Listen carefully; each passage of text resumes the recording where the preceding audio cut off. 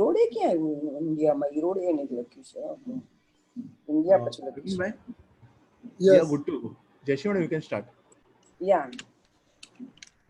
વાલા દંપતી સભ્યો, કપૂર સોશિયલ ગ્રુપના સભ્યોને સર્વને મારા જય શ્રી કૃષ્ણ, તેમજ જૂ લાફ્ટર ક્લબ, તેમજ મારા વાલા મિત્રો અને સહેલીઓ, આજનો આ ભવ્ય કાર્યક્રમ એટલે કે શ્રી આચાર્ય ઈશ્વરભાઈ પુરોહિતના નામે, જેમનો આજે હું પરિચય પહેલા આપીશ, પછી આપ એની મધુર વાણીમાં શ્રી કૃષ્ણ કા અટપટા અધ્યાત્મક દર્શન, જે આજનો વિષય છે તે આપણે હિન્દીમાં સાંભળશો.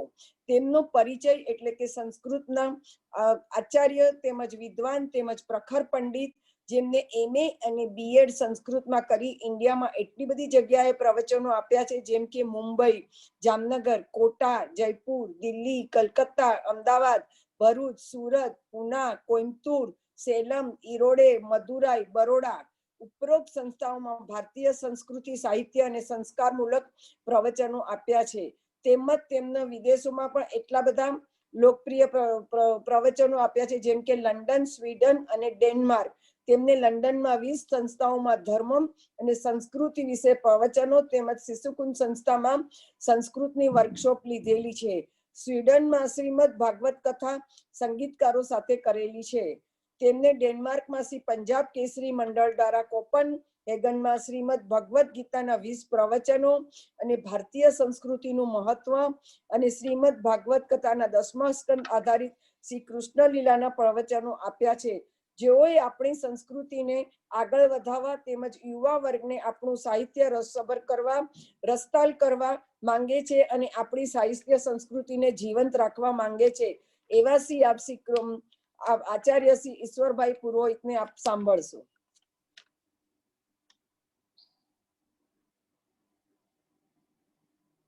સર, તમને તમારી સાઈડથી અનમ્યુટ કરવું પડશે. ઈશ્વર sir.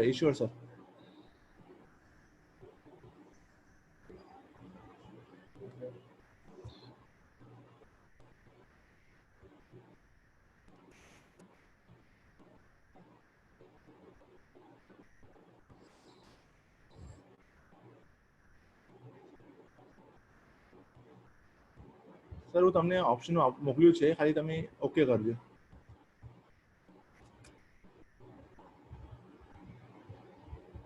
Hello. Yes, you're audible, sir. Yeah. Om Shri Krishna Chandra Paramatmane Namaha. सज्जनों, आज का विषय है श्री कृष्ण का चटपटा अध्यात्म दर्शन।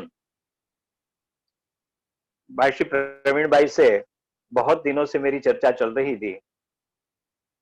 हमारे एक अलग प्रोजेक्ट में हम लोग काम करते थे उपनिषद के।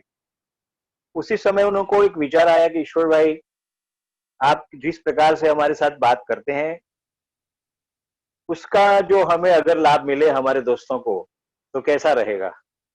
मैंने बोला मेरे तो क्लास वर्ग इत्यादि चलते रहते हैं भाई, लेकिन आप अगर चाहें तो हो सकता है, ऐसी कोई बात नहीं है। और भगवान श्री कृष्ण का विषय लेंगे तो भगवान के विषय में तो महासागर पड़ा है श्री कृष्ण का। उस सागर में से कुछ अंजलि भी हमें मिल जाए तो हमारा जीवन धन्य हो जाए।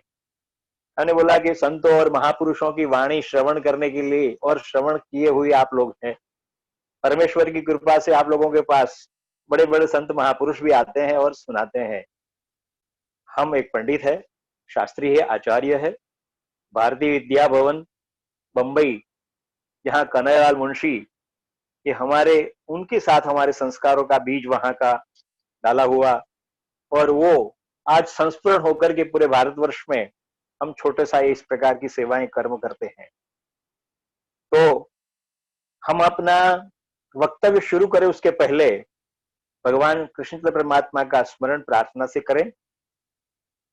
ओम नमोस्त्वनंताय सहस्रमूर्तये सहस्रपादाक्षिशिरोरुबाहवे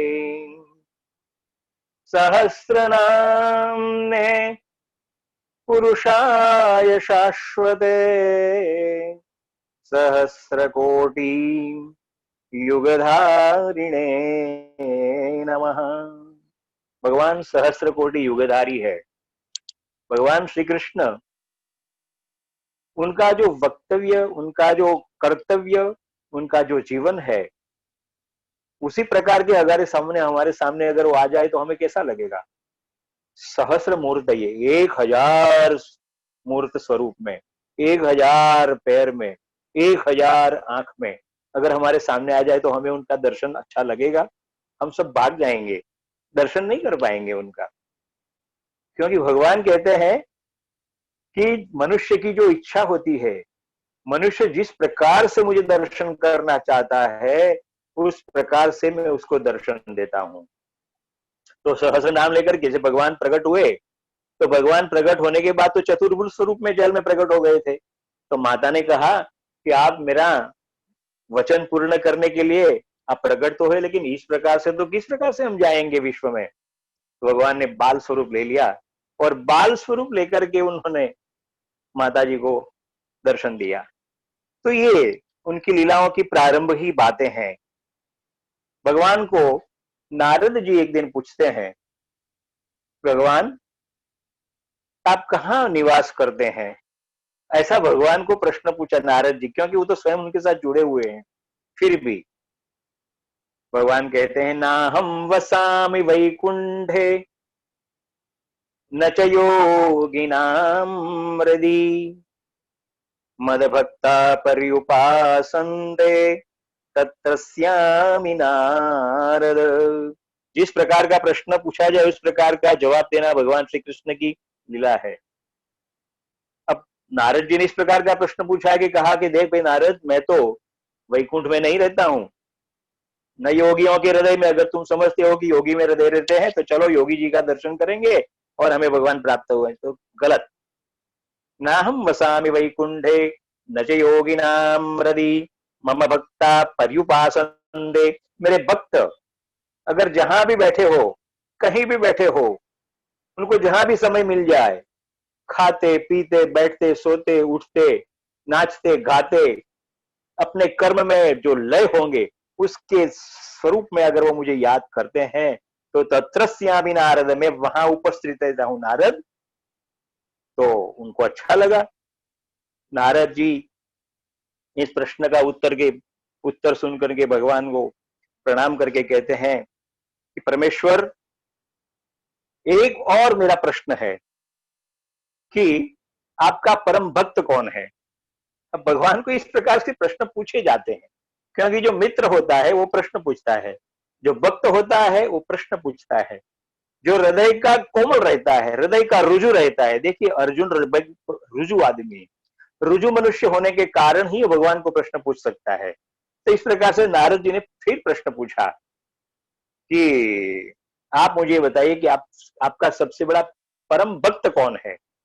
भगवान जी सोचने लगे कि नारद मुझे अटपटे प्रश्न पूछा रहता है, आज विषय भी अध्यात्म का है, चटपटा है, तो इसलिए हम इसी बातों को आपके सामने रख रहे हैं। भगवान ने कहा देख मैं तुम्हें कटोरा देता हूं, और कटोरा के अंदर भगवान ने हीरे मोती भर दिए। कुछ लोग कहते हैं दूध भरा, मैं कहता हूं कि हीरा मोती होता है ना, वो बहुत आकर्षण रहता है व्यक्ति को जीवन के लिए। हीरा मोती भर के एक कटोरा दिया और कहा देखो तुम प्रदक्षिणा करके आ जाओ और फिर मैं कहूंगा कि मेरा भक्त कौन है। लेकिन याद रखना क्या कि तुम तो हमेशा नारायण नारायण किया करते हो और मुझे भूलना मत। लेकिन याद रखो ये कटोरे में से एक भी हीरा नीचे नहीं गिरना चाहिए, संभल के आना है। अगर एक भी हीरा गिर गया तो मैं तुम्हें भक्त नहीं मानूंगा। अब ऐसी शर्त रखी भगवान ने। नारद जी चले कोई बात नहीं है, हम तो आपके साथ जुड़े हुए ही। नारद जी ने फिर अपना प्रदक्षिणा शुरू की और पूरी प्रदक्षिणा करते करते करते करते करते भगवान जी के पास आ गए और उनको कहा कि देखिए अब सुनने की समझने की बात यह है कि नारद जी को भगवान ने कहा था कि एक भी हीरा एक भी जमीन पे गिरना नहीं चाहिए।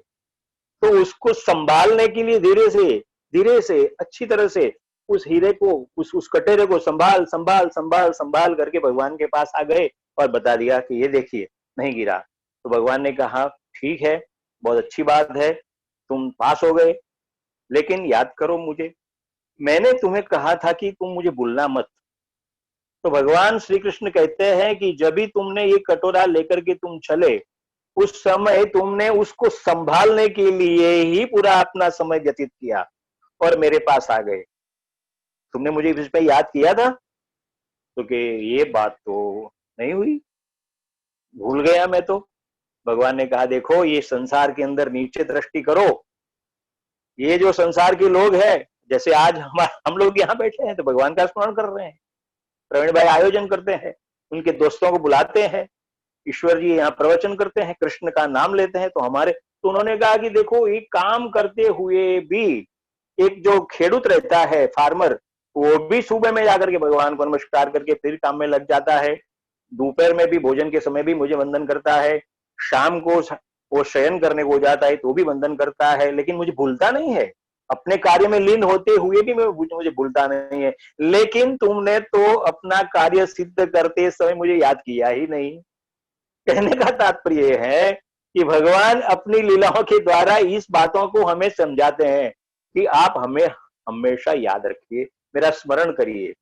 तो नारद जी का भी जो अभिमान था, या तो उनको गर्व था, वो भी शांत हुआ।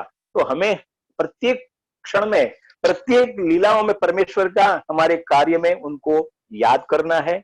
इस प्रकार से भगवान ने श्री कृष्णचंद्र परमात्मा के दोनों को संवाद को न्याय मिला। दोस्तों, परम मंगल है श्री कृष्ण, परम आनंदमय है श्री कृष्ण, परम सौंदर्यवान है श्री कृष्ण, परम सखा है श्री कृष्ण, परम प्रेमी है, परम ज्ञानी है, वो नटवर है, वो नचाता भी है, वो नाचता भी है। श्री कृष्ण स्नेही है, याद रखो, और श्री कृष्ण पलायन भी करता है, वो रणछोड़ भी है। कृष्ण की लीलाओं में आप देखेंगे तो हमेशा कुछ न कुछ फर्क ही रहेगा। एक सीधे तो कभी खड़े ही नहीं रहते हैं, मुरली धारण करते हैं तो पैर भी उनका देखेंगे आप, तो उस पैर भी और हाथ भी इस प्रकार से धारण करते हैं। कृष्णचंद्र परमात्मा मुरली के द्वारा हमें प्रेम की दीक्षा देते हैं। मुरली, हमारे गुजराती भाषा में उसको कहते हैं कि जो पोला है ना, वो बोलता है, पोलू होय ते बोले, बाकी तो बोली सके नहीं। हृदयનું જે રુજુ હોય, हृदयનું જે व्यक्ति कोमल होय, हृदय का जो आदमी कोमल रहता है वही बोल सकता है। तो कृष्ण मुरली है, वो आप देखेंगे तो सीधे सीधी पुली है, उसमें कोई भी यंत्र जुड़ा हुआ है ना, कोई उसका इधर उधर का भाग है, केवल एक उनके ऊपर छिद्र लगे रहते हैं। और छिद्र के अर्थ क्या है? हमारे शरीर के जो छिद्र है, उसी प्रकार से उस मुरली में, मतलब पूरे शरीर रूपी मुरली को भगवान अपने संगीत के द्वारा, अपने ज्ञान की दीक्षा देते हैं, प्रेम की दीक्षा देते हैं। प्रेम की दीक्षा मुरली से देते हैं और ज्ञान की दीक्षा वो शंख बजा करके युद्ध के मैदान में देते हैं। तो आप समझिए कि परमेश्वर कितने करुणामय है, कितने दयालु है, कितने इस प्रकार से अपनी लीलाओं का वो लोगों के पास अपना चरित्र दर्शन कराते हैं। वो कहते हैं मैं रणछोड़ भी हूं। अगर समय हुआ, उनको ऐसा लगा कि ये परिस्थितियां अपने से उल्टी हो रही है, ठीक से नहीं है, वो जरासंध आ रहा है, जरासंध आएगा, द्वारका पे चढ़ाई करेगा और मेरी द्वारका को ध्वस्त कर देगा, इसलिए वो पहाड़ पे चले जाते हैं।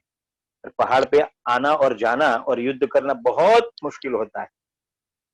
मेरे एक दोस्त थे, वो दोस्त ने कहा कि ईश्वर भाई, कृष्ण की लीलाओं में तो बालपन में तो उन्होंने बहुत से राक्षसों को मारा है, उसके बाद तो उन्होंने महाभारत के काल में तो उन्होंने स्वयं ने तो किसी को मारा नहीं। वो हंसी मजाक कर रहा था मेरे साथ, हास्य की बात है ये, विनोद की बात है। और वो था हृष्ट पृष्ट, बड़ा जाड़िया पाड़िया था।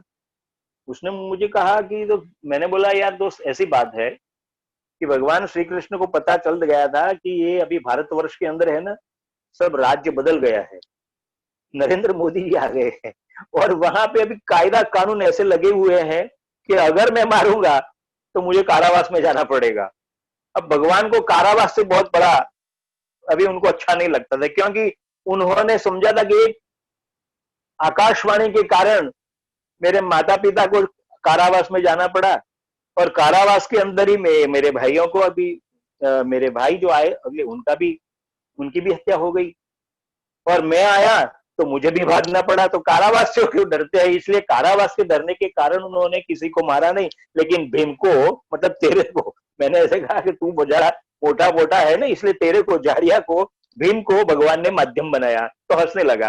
तो कहने का तात्पर्य कि भगवान माध्यम बनाते हैं, निमित्त मात्र भव सब साजिब। किसको कहां लगाना है उनका काम है, किसको कहां जोड़ना है परमेश्वर को मालूम है। उनको शस्त्र उठाना है तो भी उनको पता है कि मुझे कब शस्त्र उठाना है। अर्जुन का विषाद शुरू होता है, तो उस विषाद से बाहर निकालने के लिए भी उनको किस प्रकार से उस विषाद से उसको निकाल करके आनंद स्वरूप में, युद्ध के स्वरूप में, प्रसाद के स्वरूप में ले जाना भगवान का कार्य है। तो ये कृष्ण की लीलाएं हम देखेंगे। अब कृष्ण की बातें हैं प्रेम की।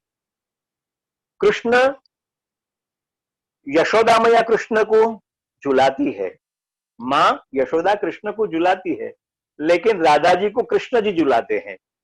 कृष्ण जी स्वयं अपने हाथों से, कृष्ण जी स्वयं राधा जी को झुलाते हैं और यशोदा मैया झुलाती है। इस प्रकार से एक सूरदास जी ने एक सुंदर मजा, बहुत अच्छी है कि यहाँ उनका पद है, झूला धीरे से झुलावो बनवारी रे, झूला धीरे से झुलावो बनवारी रे सांवरिया, झूलत झूलत मोरा जियरा डरत है, झूलत झूलत मेरा जियरा डरत है, लचके करबवा, हमारी जो कमरिया है वो लचक जाती है, लचके कमरिया और कदम की डारी, तो हे सांवरिया झूला धीरे से तुम झुलावो बनवारी, मेरे सांवरिया तुम धीरे से झुलाओ बनवारी। तो कृष्ण झूलते हैं, कृष्ण जी झुलाते हैं, कृष्ण जी झूमते हैं, कृष्ण झुकाते भी है। कृष्ण का कार्य झुकाना भी है। कृष्ण और हमारे साथ जुम में मिल भी जाते हैं। तो झुलाना, झुकाना, झूमना, झुकाना, ये कृष्ण का कर्तव्य, और कृष्ण अपनी लीलाओं में एक एक कण में, क्षण में कर देता है। और इसलिए कहता है संभवामि क्षणे क्षण, युगे युगे तो कहा, लेकिन हमारे यहाँ के जो बहुत से चिंतक है उन्होंने कहा कि कृष्ण क्षणे क्षणे प्रकट होते हैं। कोई जब भी चाहो आप, अगर आर्द्र हृदय से आप उनको पुकारते हैं कृष्ण को, तो कृष्ण अवश्य आपके सामने वो आता है। ऐसा हमारे जीवन के अंदर अगर आपने कृष्ण जी को और उनकी लीलाओं को देखा होगा तो आपको ये पता चलेगा। अब कृष्ण को सूरदास जी कहते हैं कि ब्रज की छोहरियां छछिया भर छाछ के लिए नचाएं। आपको ये पता होगा कि गांव की, वहां की जो बाल गोपाल कन्याएं हैं, वो कृष्ण को कहते हैं पहले नाचो तो मैं हम आपको छाछ देंगे। अब छाछ के लिए भगवान को नचाना और भगवान नाचने भी लगे, तो ये कितना बड़ा रहस्य है, कितनी बड़ी अच्छी बात है लोगों के लिए, और हमारे लिए इनकी लीला का कितना अच्छा एक मैसेज है कि भगवान श्री कृष्ण चंद्र परमात्मा को अगर आप प्रेम से पकड़ लो तो पकड़े जाते हैं, उनको आप वंदन करके उनको आदर हृदय से पुकारो तो वो आ जाते हैं। उन्हें इसलिए कहा है कि मैं जब भी पुकारोगे, हृदय से पुकारोगे, तो मैं तुम्हारे पास आ जाऊंगा। भगवान भक्त के हृदय को जानते हैं, किसी के मन में क्या चल रहा है वो भी जानते हैं। जैसे मैंने आपको पहले बात बताई, जो उंदर की बात है, वो गरुड़ जी की बात है, ये सब भगवान आपके मन में क्या चल रहा है, किस समय क्या करना है, उसे उनको पता है। श्री कृष्ण हमारे फ्रेंड है, श्री कृष्ण हमारे फिलोसोफर है, और श्री कृष्ण हमारे गाइड भी है। अगर आप गाइड के रूप में स्वीकारो तो आपके पास है। आप एक नहीं नहीं हमें तो भगवान फिलोसोफर के रूप में ही अच्छे लगते हैं, तो फिलोसॉफी भी सुनाते हैं, और अगर उनको साथ फ्रेंडशिप करो तो आपके वो मित्र हो जाएंगे, क्योंकि अर्जुन के वो पहले मित्र बने थे। और अर्जुन के साथ मित्रता की ऐसी बात नहीं है, उन्होंने उद्धव जी के साथ भी मित्रता की। उद्धव उनके बड़े प्रिय मित्र थे, लेकिन उद्धव ज्ञान मार्ग के थे। और भगवान की लीला देखो आप, उनका चटपटा रहस्य ये है कि अर्जुन को तो कहते हैं कि तुम युद्ध करो, अर्जुन को कहते हैं तुम युद्ध करो, और उद्धव जी को कहते हैं कि आप बद्रिकाश्रम में जाकर के तप करो। अब आप देखिए, जिस प्रकार की जिसकी योग्यता होती है उसी प्रकार परमेश्वर उनको कार्य देते हैं। अर्जुन का कार्य युद्ध करना है, और उनका जो रुजु हृदय है उद्धव जी का, उनका काम तपश्चर्या करना है, उनका काम स्मरण करना है, उनको भक्ति करनी है। अगर यहां भक्ति करने अर्जुन लग जाए तो क्या हालत होगी। महाभारत का युद्ध तो तैयार हो चुका है, बस अब ये उन्होंने जो ज्ञान देने की बात कही है वो पूर्ण हो जाए और तुरंत ज्ञान है। इसलिए भगवान कहते हैं जन्म कर्म च मे दिव्यम यो में वेत्ति तत्वतः त्यक्त्वा देहम पुनर्जन्म नेति मामेति सो अर्जुन। हे अर्जुन, तुम मेरी बात मानो, मैं तुम्हें इस कर्म के जो फल है ना मिलने वाले, उनसे तुमको बचाऊंगा अगर मेरी आज्ञा का पालन करोगे तो। अगर तुमने अपनी इंद्रियों के द्वारा, आदेश के द्वारा, अपने मन के द्वारा, आदेशों के द्वारा युद्ध किया, याद रखो शायद उस कर्म के तुमको फल को भुगतना पड़ेगा, लेकिन मेरी आज्ञा को मानोगे तो इस कर्म से तुम बच जाओगे। क्योंकि मैंने तो कहा है, तुलसीदास जी ने भी कहा था, कर्ममय ये जग करी राखा। और मैं भी कर्म की फिलोसॉफी भी बात करता हूं, कर्म करेगा उसका फल मिलेगा। तो ये फल तुम्हें अगर मिलने वाला है तो बहुत कष्टमय होगा, दुखमय होगा, लेकिन वो सभी के सभी तुम्हारे दुख है, जो कष्ट है, वो मैं अपने पास समा लेता हूं और तुम्हें निर्मल होकर के बाहर निकाल दूंगा। तो ये करुणा है, इसको क्या कहते हैं? करुणा। परमेश्वर की इस करुणा को जो व्यक्ति समझ लेता है वो जीवन के अंदर वो उस कर्मों के बंधन से मुक्त हो जाता है। कर्म की फिलोसॉफी बहुत बड़ी है, संत महापुरुषों ने हमें बहुत बड़ी समझाई है बातें, लेकिन भगवान उस कृष्ण अर्जुन को जिस समय विषाद हो गया, इसी समय उसको युद्ध का पुरष चढ़ाने के लिए अर्जुन को दोनों हाथ में लड्डू भी देते हैं। उसको कहते हैं कि देखो तुम तो कौन हो मालूम है, क्षत्रिय हो, और क्षत्रिय की बार बार तुमने बात कही है। हाँ, तो क्षत्रिय के कर्तव्य तो होते ही है कि युद्ध करना। मैं तुम्हें अतो वा प्राप्स्यसि स्वर्गम जित्वा वा मोक्षसे महिम।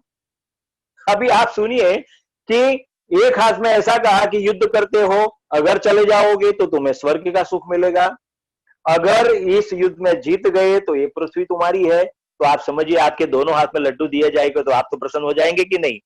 अर्जुन को इस प्रकार से लालच दिए भगवान ने, अर्जुन को इस प्रकार से उकसाया है उन्होंने। अर्जुन का जो विषाद है वो माम का पांडवा शिव देख करते वो देखते हैं कि मुझे किसके साथ युद्ध करना है।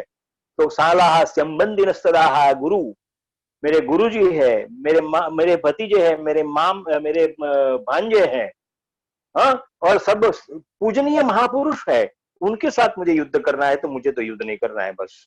ऐसा करके वो शस्त्र छोड़ देता है। और शस्त्र छोड़ने की बात जब आती है तो परमेश्वर कहता है नहीं, मैं जब हूं तब तक ये हो नहीं सकता। अगर अर्जुन तुमने युद्ध नहीं किया तो भी युद्ध होने वाला है। अब आप सुनिए, इसी प्रकार की बात कृष्ण ने कही है कि मैं युद्ध करूंगा, तो तुरंत वो डर जाता है कि वो प्रतिज्ञा भगवान की टूट जाएगी और मुझे दोष लगेगा। इसलिए भगवान उसको कहते हैं अतो वा प्राप्स्यसि स्वर्गम जित्वा वा मोक्षसे महिम ततो युद्धाय युज्यस्व नैवं पापम अवाप्स्यसि। अब इतना बड़ा प्रॉमिसरी नोट कौन दे सकता है महाराज? कोई नहीं दे सकता जगत के अंदर। भगवान श्री कृष्ण के सिवा इस प्रकार की बात कोई नहीं कर सकता। भगवान ने कहा तस्माद उत्तिष्ठ कौन्तेय, और युद्ध करो। मैं कहता हूं, मेरी आज्ञा है तुम्हें, अतो वा प्राप्स्यसि स्वर्गम। अब आप बताइए। तो इस प्रकार से अगर आपको दोनों हाथ में लड्डू देगा, और लड्डू दर भी तो है, वो बार बार लड्डू भी खाते हैं और लड्डू दिखाता भी है, लड्डू देता भी है, तो कौन बंदा छोड़ेगा इस प्रकार से युद्ध करने का? कोई नहीं छोड़ेगा। तो उसने युद्ध किया है, हाँ, और अर्जुन का विषाद उन्होंने दूर कर दिया। उसकी परिणति ये हुई कि युद्ध हुआ। और बात यह भी है कि अर्जुन और कृष्ण के माध्यम के द्वारा भगवत गीता का जो महान ज्ञान है, जो तत्व की बातें हैं, जो भक्ति की बातें हैं, जो योग की बातें हैं, वो हमें मिली है। श्री कृष्ण पूर्ण है, श्री कृष्ण पूर्ण पुरुषोत्तम है, वो अपूर्ण नहीं है। पूर्णः पूर्णमिदं पूर्णात् पूर्णमुच्यते पूर्णस्य पूर्णमादाय पूर्णमेवं अवशिष्यते। भगवान ने तो कहा है कि मैं अर्जुन बहुनी में व्यतीतानि जन्मांतर तवानि च तान्यहम वेद सर्वाणि नत्वहम, न तो तुम कुछ नहीं जानते हो, मैं सब जानता हूं। तुम कहां कहां किस प्रकार से पैदा हुए, तुमने कौन से कर्तव्य किए, मुझे सब पता है। और मैंने भी क्या क्या किया है जीवन में, मुझे तानि सर्वाणि अहम वेत्थ, मतलब मैं जानता हूं। तो अर्जुन तो इस प्रकार से तैयार करते हैं। भगवान शासक भी है, अनुशासक भी है, अनुशासन भी करते रहते हैं, दूसरों के द्वारा अनुशासन करा करके कर्तव्य को करते हैं। लेकिन भगवान की करुणा देखो, कभी भी वो राजपाठ में आए नहीं। द्वारका के सिवा कभी भी उन्होंने कितने राक्षसों को मारा, कितने राजाओं को उन्होंने हराया, लेकिन कभी भी उनका राज्य उन्होंने लिया नहीं, उन्होंने दान कर दिया है। दान का महिमा भगवान श्री कृष्ण हमें उस प्रकार को सिखाते हैं। वो रासेश्वर है, वो रसेश्वर है, वो महारास भी बजाते हैं। ब्रह्मांड की, पृथ्वी के ऊपर जितने भी तारे, ब्रह्मांड के ऊपर जितने नक्षत्र है, जितने ग्रह है, जो भी आपको दिखाई पड़ते हैं, हमेशा ही वो हमेशा एक रास में, एक लय में चलते रहे। भगवान उसको रास कहते हैं।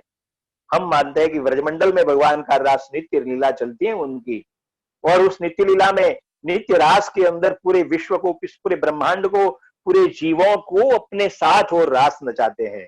तो रास का अर्थ ये है, उसका तात्विक अर्थ ये है कि पृथ्वी के ऊपर या ब्रह्मांड के ऊपर कुछ भी स्थिर नहीं है, अस्थिर है। अस्थिर का मतलब चलायमान है, और वो चलायमान होने के कारण ही व्यक्ति का जीवन सुगंधमय होता है। जिस प्रकार से नदी कल कल कल कल कल कल बहती रहती है तो उसका पानी शुद्ध हो जाता है। गंगा बहती है बहुत ऊपर से, लेकिन निर्मल गंगा जब बहती बहती बहती बहती आगे आगे चली जाती है तो उसमें कितने लोगों का पाप धो करके आगे निकल करके महासागर में मिल जाती है। और लेकिन वो जल जो है वो नया का नया ही रहता है। क्योंकि अभी आपने सुना ऐसा कि गंगा जल जी का, यमुना जी का जल जो है वो निर्मल नहीं है, ऐसा कभी सुना? कभी नहीं। इतने सालों से और इतने युग युगों से नर्मदा जी का कहते हैं कि युग युगों से नर्मदा जी है, युगों युगों से गंगा जी है। तो इस प्रकार से जो आते हैं, जिस प्रकार से गंगा जी हमेशा पवित्र रहती है, वो हमेशा जीवों का उद्धार करती है, उसी प्रकार से भगवान श्री कृष्णचंद्र परमात्मा अपने शरणागतों का कल्याण करते हैं। वो रसेश्वर है, वो राशेश्वर है, वो ब्रह्मांड के नायक है, वो पृथ्वी आकाश और सबको अपने साथ नृत्य कराते रहते हैं। इसलिए हम जहां देखेंगे कृष्ण का रास लगा है, कृष्ण की मंडली लगी है, कृष्ण की टोली लगी है, तो ये उनके साथ जुड़ा रहता है दोस्तों। इसलिए कहते मीरा के गिरधर गोपाल है तो राधा के प्रिय सखी है। प्रिया सखी उसकी प्रेमिका है राधिका जी, लेकिन वो रुक्मिणी जी के साथ उनकी अर्धांगिनी है रुक्मिणी जी, लेकिन प्रिय व्रतधारिणी श्री राधा जी है। मित्रों, कृष्ण प्रेमियों के लिए प्रेमी है, दोस्तों के लिए दोस्त है, और आत्मीय जनों के लिए आत्मीय है, और शत्रुओं के लिए महाकाल है।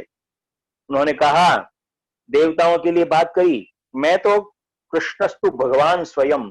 श्रीमद् भागवत में एक श्लोक आता है दोस्तों, उसमें उन्होंने कहा है, एते चांश कलह सर्वे। एते मतलब देवता गण जो है, जितने भी हमें देवता हमें दिखते हैं, जिसकी हम उपासना करते हैं, वो सभी देवता गण तो हमारे चांश, हमारे एक अंश के कला मात्र है। वो पूर्ण अवतार नहीं है। मैं पूर्ण पुरुषोत्तम हूं ऐसा कहा उन्होंने। रामचंद्र जी ने कहा कि मैं मर्यादा पुरुषोत्तम हूं, लेकिन कृष्ण जी कहते हैं कि मैं पूर्ण पुरुषोत्तम हूं। हाँ, और पूर्ण पुरुषोत्तम होने के कारण के कहते हैं कि चांश कला सर्वे कृष्णस्तु भगवान स्वयं। और वो गिरधारी है, गोवर्धनधारी है, और मोर पिच्छधारी भी है। मोर पिच्छधारी का अर्थ क्या होता है मित्रों? मोर पिच्छ ऐसा होता है कि उस पुच्छ में, वो पिच्छ के अंदर सभी प्रकार के कलर्स, सभी प्रकार के रंग भरे रहते हैं। परमेश्वर की लीला तो देखो, प्रत्येक कण को और प्रत्येक क्षण को इस प्रकार से वो सजाते हैं। और कब उन्होंने ये सब लीलाएं कब बनाए होंगे, लेकिन संकल्प मात्र से वो निर्माण करते हैं। और वही पिछधर को देखिए पीछे इसलिए कि जो खिरता है, जो गिरता है, उसको परमेश्वर धारण कर लेते हैं। जो गिर जाता है, जो अपने मार्ग से च्युत हो जाता है, उसको भगवान परमेश्वर उसके ऊपर कृपा करके अपने पास उसको मुकुट में धारण कर लेते हैं। तो भगवान के जितने भी मोर पिछ के रंग है, उतने उन्होंने अपने शरीर में, अपने जीवन में, अपनी लीलाओं में धारण किए हुए हैं। आप देखिए बांसुरी जो है, वो बांसुरी कैसी है? एक तो बांस का एक छोटा सा भाग है, छोटा सा टुकड़ा है। और आपने कभी देखा है, कभी बांस जो है किसी के काम में नहीं आता है। बांस तो ज्यादा से ज्यादा हम, वो हमारा जब मृत्यु हो जाता है तो जो बनाते हैं ना, उसके लिए बांस का प्रयोग किया जाता है, बराबर। लेकिन बांस का कोई उपयोग नहीं करता। तो भगवान कहते हैं जिसी का कोई उपयोग नहीं है, जो किसी को कोई छोड़ देते हैं, कोई तोड़ देते हैं, फोड़ देते हैं, किसी की कोई आवश्यकता नहीं है, भगवान कहते हैं कि मैं उसका उद्धार करता हूं, मैं उसका स्वीकार करता हूं, तुम मेरे पास चले आओ। सर्वधर्मान परित्यज्य मामेकम शरणं व्रज, अहं सर्व पापेभ्यो मोक्षयिष्यामि मा शुचः। इसलिए अर्जुन, कुछ भी तुम चिंता मत करो, सभी धर्मों का मतलब कर्म का, फिलोसॉफी का, जो भी तुम्हारे पास जो ज्ञान भरा हुआ है ना, क्योंकि तुमने तो इतने वेद और उतने उपनिषद, उतने अपने गुरुजों के पास जाकर के बैठ के ज्ञान किया है, प्राप्त किया है, वो सबको तुम छोड़ो, त्याग करो। उसका अर्थ ये है कि उसको अभी तुम हमारे समय में, अभी इस समय उसकी जरूरत नहीं है, तो रख दो। अभी प्रवीण भाई है, बड़े बिजनेस में बैठ जाएंगे और उसी बिजनेस के बैठने के बाद वो कहेंगे पुरोहित जी प्रवचन शुरू करो, तो प्रवचन तुम्हारा छोड़ अच्छा लगेगा, वहां तो बिजनेस की बातें अच्छी लगेगी। तो कहने का तात्पर्य, जो समय जिस प्रकार की जिसकी आवश्यकता ही है, वहां उसकी बात चले। तो कृष्ण तो वही है कि भाई परफेक्ट चीज है उनके पास, इस समय ये चलेगा, इस समय रास की बात है, प्रेम की बात चलेगी, राधा जी है, प्रेम की बात चलेगी। मेरे तो गिरधर गोपाल, दूसरों ने कोई तो मीरा जी को मीरा जी की बात चले। कहने का तात्पर्य, जिसका जिसका जो योग्यता, जिसकी जो पात्रता, जिसका जो कर्तव्य, उसको परमेश्वर इस प्रकार से ज्ञान देते हैं। कृष्ण भी माखन भी चोर लेते हैं, दुकूल भी चोर लेते हैं। गोपांगना नाम दुकूल चौरम चौराग्र कन्यम मनसा नमामि।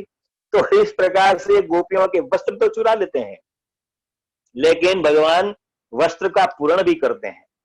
जहां जरूर पड़ी, द्रौपदी जी को जरूर पड़ी वस्त्रों का अपने शरीर को बचाने के लिए, तो भगवान ने इसी प्रकार से, आपने देखा होगा कि उनके वस्त्रों का उनको प्रदान किया, दान किया। उनका मतलब कहने का दुकुल चुराना कार्य का नहीं है, उनको दुकुल देने का भी उनका कर्तव्य बनता है। तो इस प्रकार से वो करते हैं। इंद्र का मोह भंग करते हैं, ब्रह्मा जी का मोह भंग करते हैं। तो चटपटे इसलिए भगवान श्री कृष्ण कभी प्यार बन के, कभी मोहन बन करके, कभी चक्रधर बन करके, कभी मोर पिच्छ धर करके, कभी लड्डू धर करके, अलग अलग अलग अलग स्वरूपों से परमेश्वर अपनी लीलाएं करते रहते हैं। इसलिए हमारा जो अध्यात्म है भगवान श्री कृष्ण का, वो हमेशा दूसरों से अलग रहता है, लेकिन प्यारा है।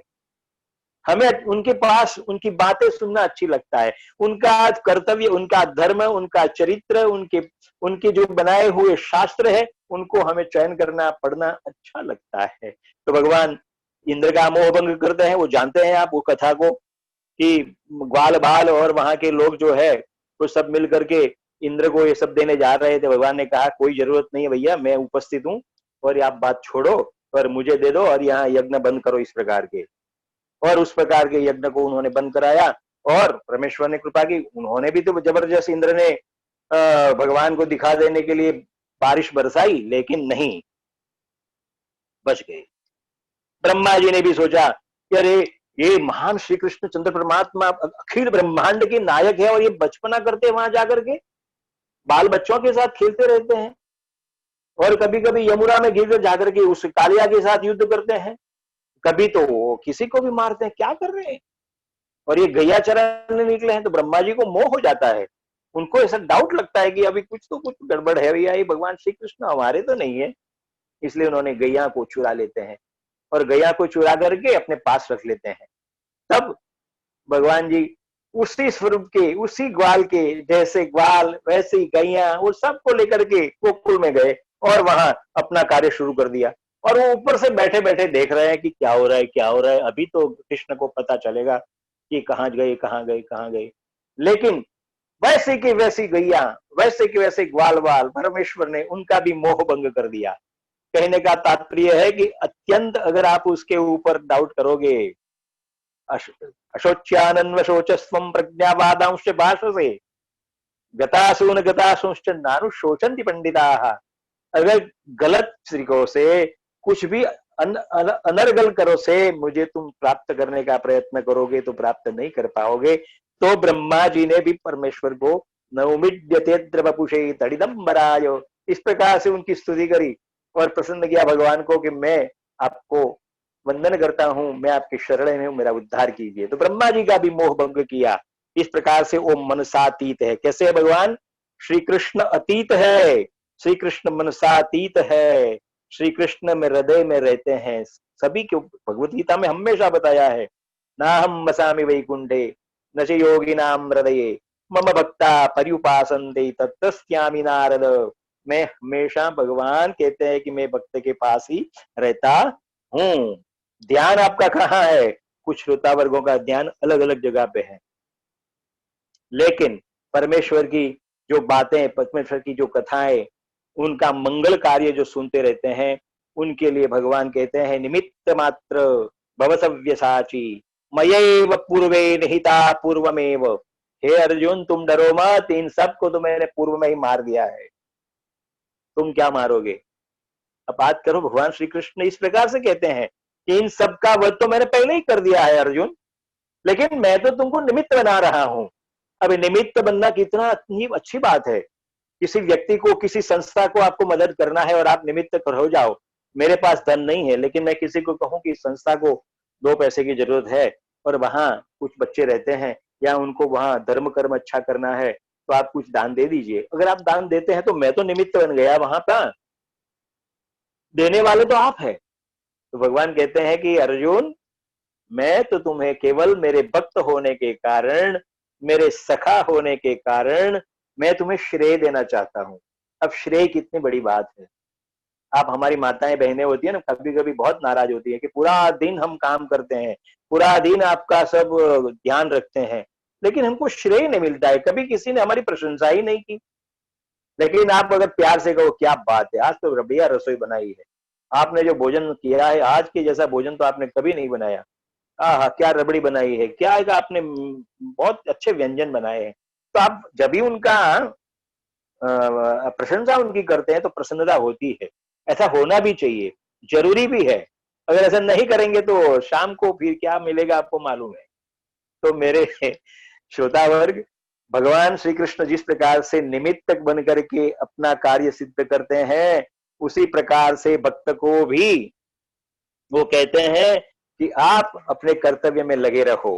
दूसरी बात, भगवान श्री कृष्ण परमात्मा रामचंद्र जी के चरित्र को हम देखेंगे तो रामचरित्र में भगवान मर्यादा पुरुषोत्तम होने के कारण और शरीर धारण होने के कारण मनुष्य के जैसे ही कार्य करते हैं।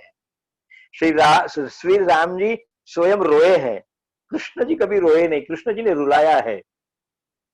आपने देखा ना, सीते सीते सीते करके भगवान होते हुए भी रोने लगे थे सीते के लिए, लेकिन भगवान श्री कृष्ण कभी रोए नहीं है, उन्होंने रुलाया है। और याद रखिए, कृष्ण कभी भी प्रेम करने के बाद, वो गोकुल छोड़ने के बाद कभी गए नहीं। ग्वाल बाल को छोड़ दिया, याद जरूर करते हैं, आंखों में अश्रु आ जाते हैं उनके भी, क्योंकि वो सहृदयी है, उनके भी आंखों में अश्रु आते हैं, वो जानते हैं। लेकिन दृढ़ संकल्प है, वो कभी भी वो वापिस देख के जाते नहीं है। इसीलिए भगवान श्री कृष्ण की जो है ना लीलाएं, वो अनुकरणीय नहीं है। भगवान की आज्ञा पालन करना ये कर्तव्य है।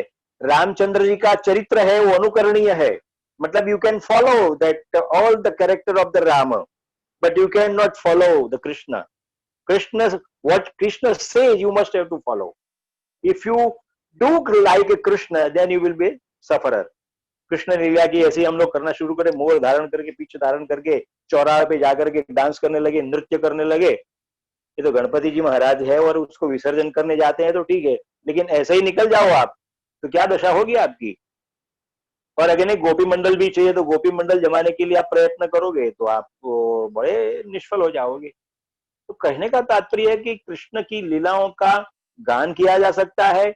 कृष्ण हमें अगर आदेश करे उस आदेश का हम पालन कर सकते हैं। उनकी लीलाओं ने जब जो किया है इसमें से यही कर सकते हो, ये नहीं कर सकते हो। तो अनुकरण करना है तो श्री रामचंद्र रामचंद्र परमात्मा की लीलाओं का, मर्यादाओं का पालन कर सकते, क्योंकि रामचंद्र जी ने कुटुंब वत्सलता दिखाई है, भाई भाई का प्यार क्या होता है वो बताया है, राष्ट्र की चिंता किस प्रकार से करनी चाहिए, ऋषि मुनियों की रक्षा किस करनी चाहिए, राज्य किस तरह से चलाना चाहिए, भक्ति किस प्रकार से करनी चाहिए, ये सभी बातें रामचंद्र जी ने मर्यादा में बताई है और वो हम सब कर सकते हैं। लेकिन कृष्ण की लीलाओं हम कर नहीं सकते। कृष्ण की बातों को हम सुन सकते हैं और उनने जो बताई आज्ञा है उसका पालन केवल कर सकते हैं, लेकिन वो करणीय नहीं है, अनुकरणीय केवल केवल रामचंद्र जी की है। तो श्री कृष्ण ऐसे हैं, अनुकरण के लिए नहीं। रामचंद्र जी की बात हुई, अब आगे हम अपना एक कहेंगे।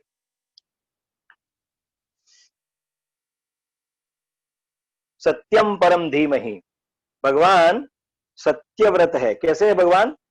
सत्यव्रतम, भागवत जी का बहुत सुंदर श्लोक है।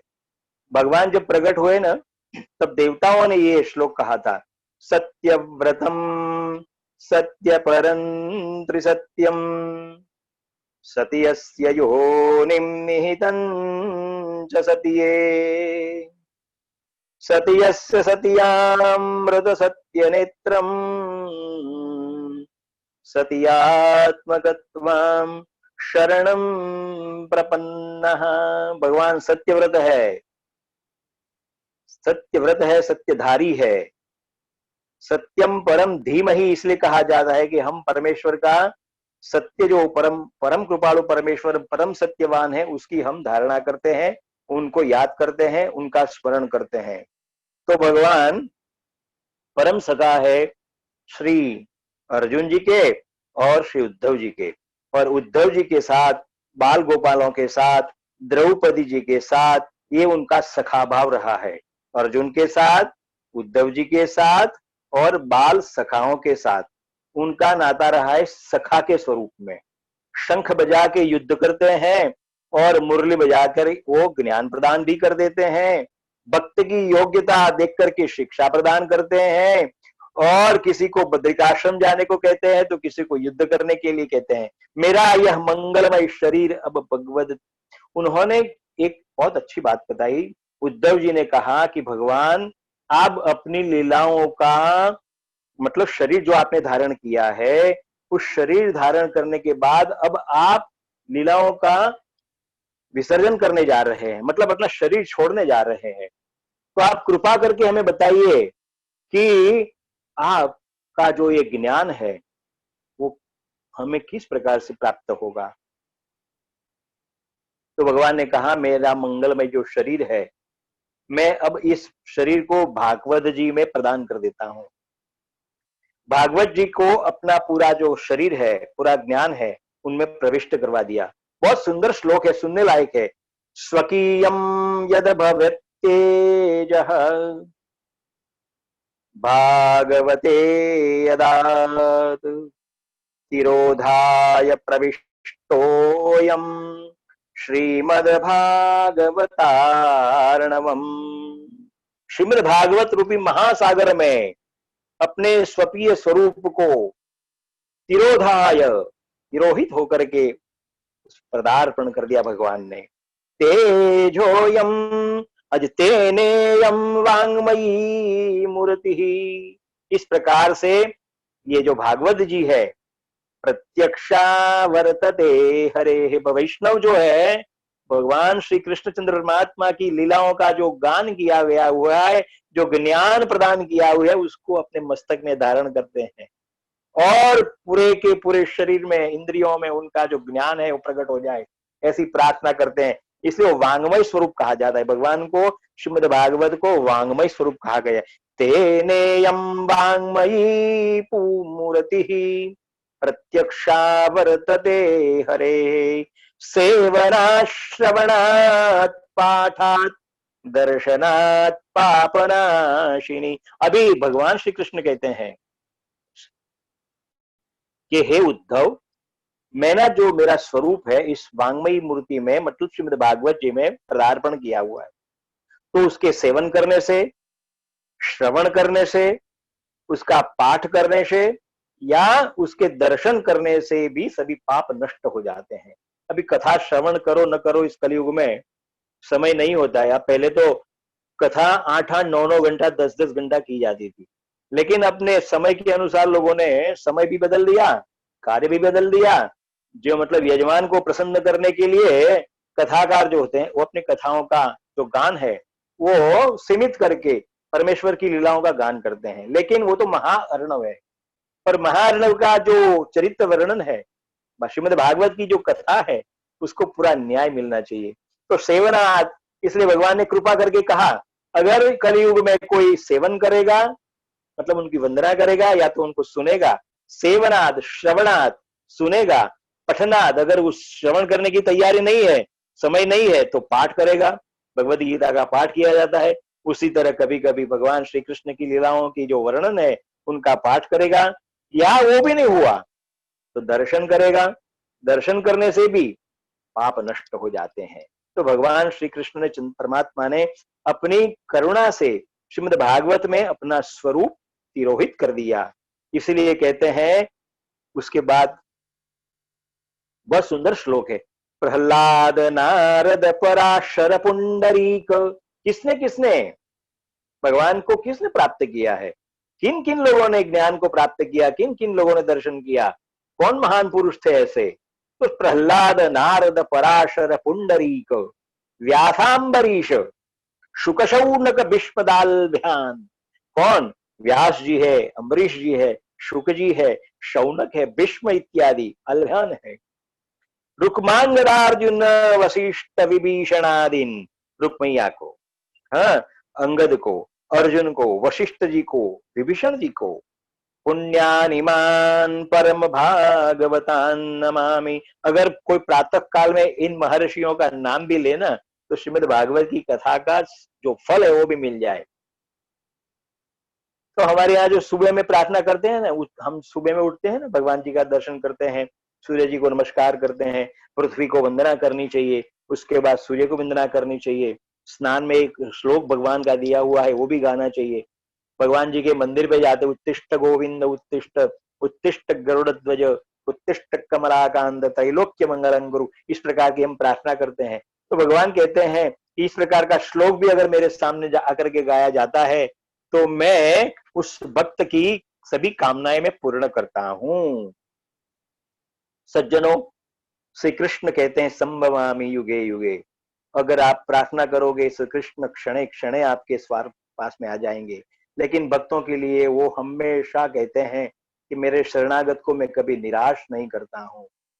इदम ज्ञान उपाश्रित्य मम साधर्म्य मागता। कितना सुंदर श्लोक है। कथाकार बताते हैं संत महापुरुषों ने आपको ज्ञान दिया ही है। जब भी संतों का आपको संसर्ग होता है तो इस प्रकार के श्लोक आपको हमेशा बताते हैं। भगवान जी कहते हैं इदम ज्ञान उपाश्रित्य, इस प्रकार का मेरा जो ज्ञान है उसको सुन करके मेरे साधर्म्य मेरे पास चले आते हैं। स्वर्गे सर्गे अपि नो उपजायन्ते प्रलये न व्यतन्ति च। सर्ग माने पृथ्वी, पृथ्वी का, सर्ग में पृथ्वी का, पृथ्वी के ऊपर अगर प्रलय भी हो जाए तो उसको व्यथा नहीं होती है। आप देखेंगे कि हमारा मनुष्य जो जीव है वो हमेशा व्यथापूर्ण रहता है। छोटी छोटी बातों में कभी इस प्रकार से उसको व्यथा हो जाती है ना तो वो त्याग कर देता है कि हम जाओ, आपसे हम बात नहीं करेंगे, जाओ हमसे, हम आपकी प्रसन्नता नहीं है हम आपके साथ। तो भगवान के साथ ऐसी बात नहीं, भगवान बड़े करुणावान है। वो कहते हैं अगर प्रलय भी हो जाए ना तो भी मेरा भक्त व्यथित नहीं होता है, और न मैं वो तो व्यथित होने देता हूं, उसकी मैं रक्षा करता हूं। जिस प्रकार समुद्र को बचाया था ना गरुड़ जी ने, तो किसका किस लिए आयोजन कर देते हैं वो परमेश्वर के। इति गुह्यतमं शास्त्रमिदमुक्तं मया नग एतद्बुद्ध्वा बुद्धिमान् स्यात् कृतकृत्यश्च भारत। कृष्ण जी कहते हैं कि हे अर्जुन, मेरा ये गुह्यतम, गुह्यतम जो शास्त्र है ना, वास्तव में सबको मिलता नहीं है।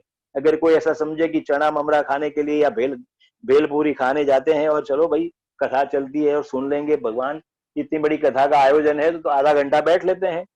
कुछ महिलाएं होती है सब्जी खरीदने जाती है और सब्जी खरीदते खरीदते उनको ऐसा लगता है कि आधा घंटा चलो वहां बैठ जाते हैं।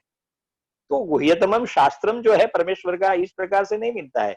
उसमें कभी कभी ध्यान लगाना पड़ता है, उनको प्रेम करना पड़ता है, और वहां जो जाने का जो तात्पर्य है, वहां का जो निमित्त है, वो आपको सफल करने के लिए आप में शुद्धता आनी पड़ेगी, प्यार करना पड़ेगा परमेश्वर को, तभी तो वो प्यार करेगा आपसे।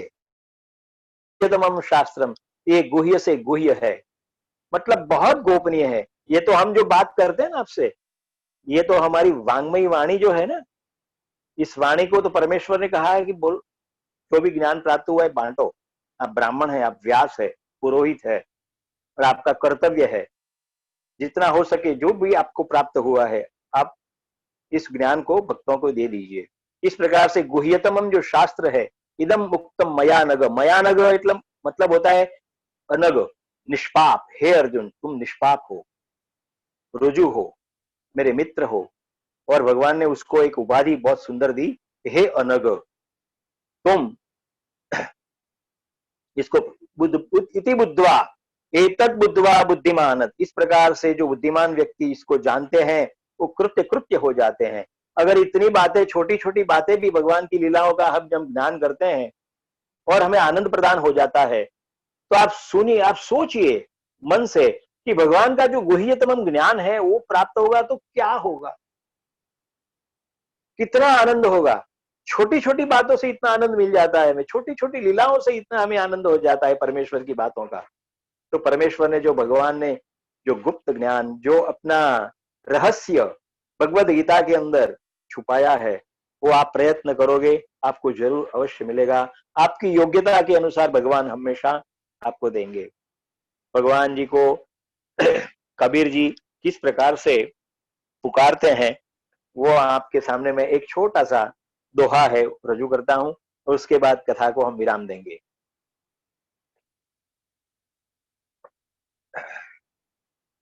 कबीर जी कहते हैं, भगवान ने जैसे कहा था वैसे ही बात है, क्योंकि भक्त की बात होते हैं ना वो बहुत निराली होती है। मोसो कहाँ ढूंढे रे बंदे, मैं तो तेरे पास हूँ, मैं तो तेरे पास हूँ।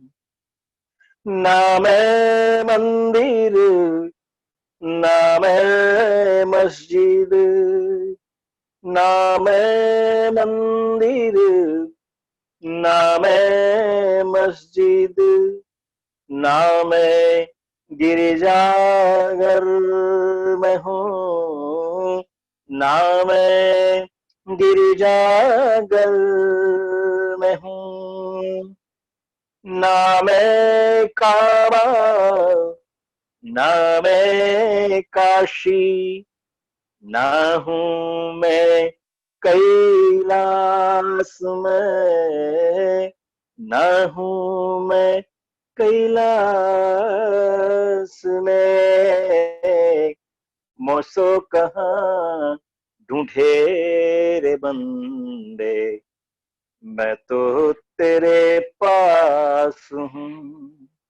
और बहुत सुंदर बात बताते हैं, खोजो तो मिल जाऊं मैं, खोजो तो मिल जाऊं मैं तो हूँ विश्वास में, मैं तो हूँ विश्वास में। ना मैं जप में, ना मैं तप में। बहुत लोग कभी कभी बहुत जप किया करते हैं, जब भी देखो जप करते रहते हैं परमेश्वर का, अच्छी बात है, लेकिन यहाँ भक्त कहता है ना मैं जप में, परमेश्वर स्वयं कहते हैं ना मैं जप में, ना मैं व्रत में, ना मैं जप में, ना मैं व्रत में, ना मैं उपवास में, ना मैं उपवास में, मोसो कहाँ ढूंढे रे बंदे, मैं तो तेरे पास हूँ, मैं तो तेरे पास हूँ। योगिनां हृदय नैव अस्मि, अहम तो तव हृदय अस्मि। हे अर्जुन, हे मेरे भक्त, हे मेरे श्रोता, जब भी आप याद करोगे, भगवान श्री कृष्ण कहते हैं कि मैं तुम्हारे पास सदा रहूंगा। मेरी लीलाओं का तुम जब ज्ञान करोगे, मैं तुम्हारा अवश्य कल्याण करूंगा। तो इस प्रकार से जो हमारे प्रवीण भाई जो है, उन्होंने जो संकल्प किया, उनकी जो आशा थी, इच्छा थी कि ईश्वर जी आपके कुछ भगवान की लीलाओं का गान आपके मुखारविंद से अगर सुनने को मिले, तो हमारे जो श्रोता वर्ग है बहुत बड़े पिपासु है, और हम बहुत समय से इस प्रकार से ज्ञान की, योग की, भक्ति की, कभी कभी हमारे नृत्य कलाओं की भी बातें होती रहती है, भारतीय संस्कृति की बात होती रहती है, सभी के विषय का हम चयन करते हैं और आपके द्वारा इस प्रकार से हम सुनना चाहते हैं। तो दोस्तों, मित्रों, सज्जनों, आपके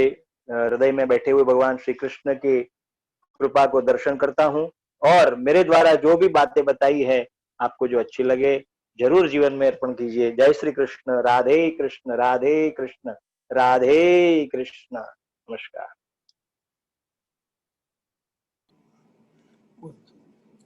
जिसका भी सवाल हो, तो कुछ सवाल पूछना तो पूछिए। प्रवीण भाई। हाँ, अच्छा, आपको अभी सभी जो सुन रहे हैं उनको किसी को भी कुछ सवाल हो शास्त्री जी से प्रश्न पूछने का, तो आप प्रश्न पूछ सकते हैं, और प्रश्न पूछने को वो अनम्यूट करेंगे आपको। आप बताइए, हाथ खाली आप बता दीजिए इसमें, तो बता आपको प्रश्न का जवाब देंगे। कोई भी जिज्ञासु को कोई प्रश्न हो कि भगवान की, कृष्ण की लीलाओं का महत्व या कुछ भी जानना चाहते हैं, तो आप प्रश्न कर सकते हैं। मैं अपने यथा योग्य ज्ञान से आपको देने का प्रयत्न करूंगा। પાર્ટિસિપન્ટ તમને કાંઈ પણ તમને પૂછવું હોય અને કાંઈ બોલવું હોય તો તમે ચેટમાં નાખી શકો છો કે મને બોલવું છે, યા તો તમને તમારા મોબાઈલમાં એક ઓપ્શન હશે રેઝ હેન્ડનું, તમે રેઝ હેન્ડ કરશો તો તમને મળી જશે બોલવાનો મોકો. તો મને પિંકી મેડમનું આવે છે, તો હું પિંકી મેડમને અનમ્યુટ કરું છું. हाँ कर। Yeah Pinky madam, you can unmute yourself from your side. Yeah thank you very much.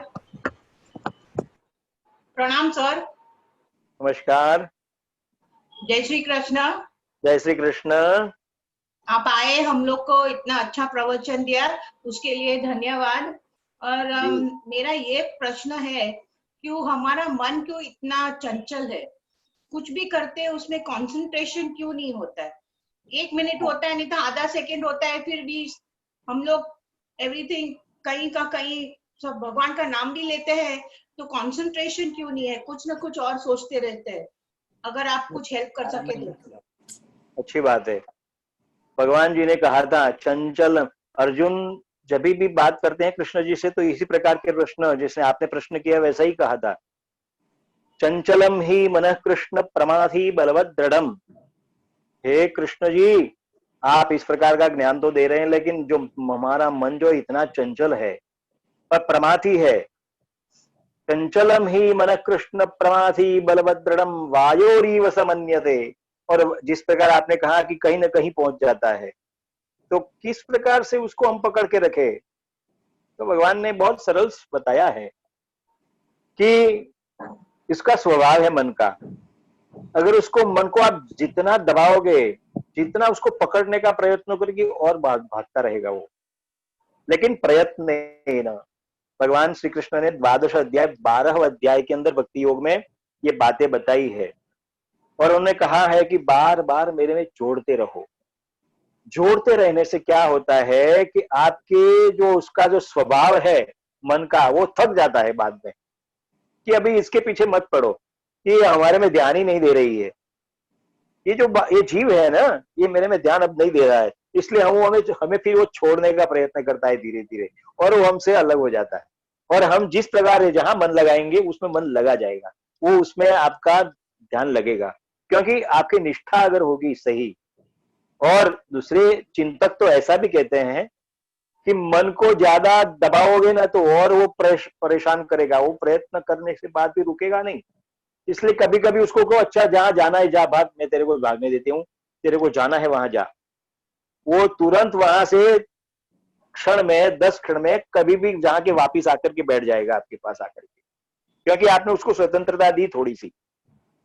तो कुछ चिंतक इस प्रकार से भी कहते हैं, लेकिन भगवान की आज्ञा ऐसी है कि बारंबार प्रयत्न कार्याणि सिद्ध्यन्ति, बहुत प्रयत्न करने के बाद वो मन स्थिर हो जाएगा, क्योंकि वो इंद्रियों के साथ और सुख के साथ संलग्न है।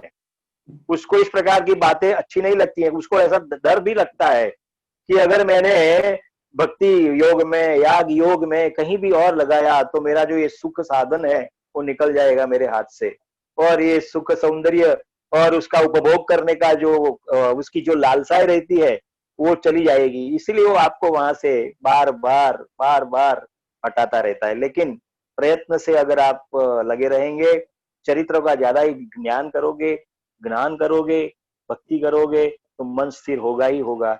लेकिन न होगा तो भी चिंता करने की जरूरत नहीं, उसको थोड़ा छूट दे दीजिए, वो वापिस आकर के आपके पास बैठ जाएगा। तो ये बात है। धन्यवाद, थैंक यू वेरी मच। प्रसन्न है और चंचल सिंगल को मैं अनम्यूट कर रहा हूँ। मैडम आप अपने आप को अनम्यूट कर सकते हैं आपकी साइड से। सिंगल जी बोलिए। यस बोलिए मैडम। चंचल सैगल हूँ। हाँ साइगल राइट। अच्छा भाई, आपने बोला कि भागवत की बहुत है उसकी दर्शन करने, पर मैंने ये सुना है कि भागवत गीता और भागवत अलग अलग है। जो गीता है उसमें कृष्ण जी के व्याख्यान है, और भागवत जो है ना उसको वेद व्यास जी ने लिखा है। क्या इसमें क्या फर्क है, पता लगा आपको, है ना? जी जी। गीता और भागवत वेद व्यास जी ने लिखी है। गीता में बोलते हैं कृष्ण जी के प्रवचन है, कृष्ण जी जो बोलते हैं। इस दोनों में क्या फर्क है? क्या एक ही चीज है कि क्या अलग अलग है? अलग अलग है। वास्तव में ज्ञान तो एक ही है, लेकिन उसको देने की जो प्रक्रिया अलग है। अच्छा। भागवत जी में लीलाओं के द्वारा, लीलाओं के द्वारा वो प्रदर्शन करते हैं। और यहाँ लीला नहीं बताई, यहाँ सीधा उपदेश करते हैं। भगवत गीता है, भागवत गीता नहीं है, भगवत गीता है।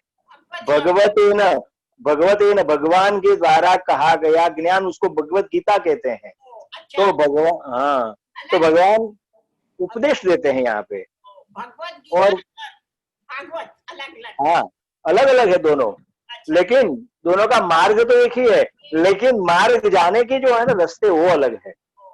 कोई लीलाओं के द्वारा आता है, कोई भक्ति के द्वारा चला जाता है, कोई ज्ञान के द्वारा चला जाता है, कोई योग के द्वारा चला जाता है, कोई ध्यान के द्वारा चला जाता है। मतलब अलग अलग लीलाएं, अलग अलग मार्ग है भगवान के पास जाने के। जैसे हर एक नदी जो होती है ना, आखिर में तो जाकर के मिलती है सागर में ही, लेकिन मार्ग तो वो उनके अलग अलग होते हैं। भगवान श्री कृष्ण इसलिए कहते हैं कि संप्रदाय कितने भी हो, मार्ग कितने भी हो, लेकिन मिलना तो मुझे ही है।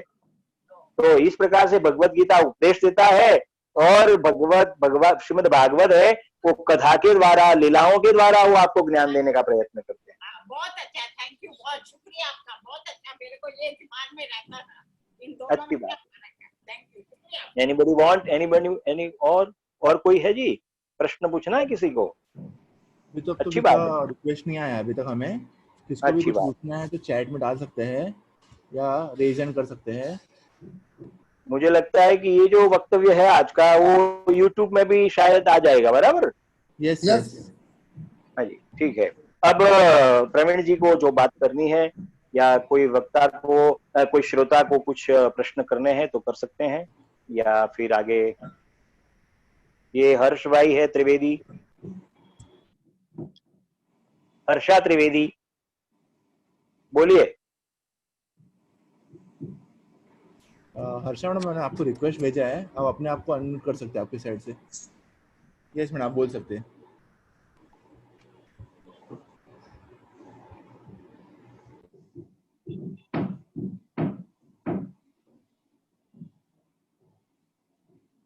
जी।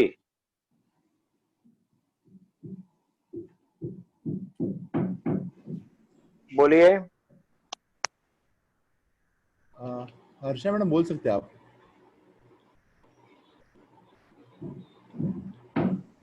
हेलो हर्षा मैडम, आप सुन सकते हैं हमें? नहीं, शायद नहीं है, नहीं सुन। एक्चुअली उनके वहाँ पे नेटवर्क इशू लग रहा है मुझे, या तो अपन दूसरे सज्जन को लेते हैं।